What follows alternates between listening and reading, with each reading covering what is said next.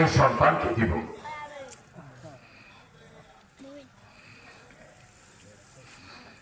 নবীর খেদমতের জন্য আমার সন্তানকে আমি দিতে চাই। উম্মে সুলাইম একজন মহিলা, তার গর্ভে সন্তান আসার পর তিনি এই নিয়ত করেছিলেন,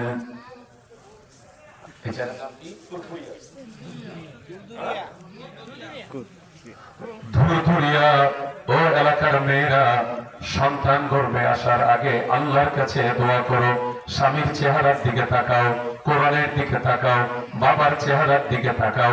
আশা করা যায় আল্লাহ তাআলা তোমার সন্তানের চেহারাটা আল্লাহ তাদের মতো করবেন, বলুন সুবহানাল্লাহ। আর যদি সন্তান গর্ভে আসার আগে আর পরে যদি নায়ক নায়িকার চেহারার দিকে তাকাও, তাহলে আসর কিন্তু ওই রকমেরই পড়বে, ওইটার ভিতরে কথা ঠিক কিনা?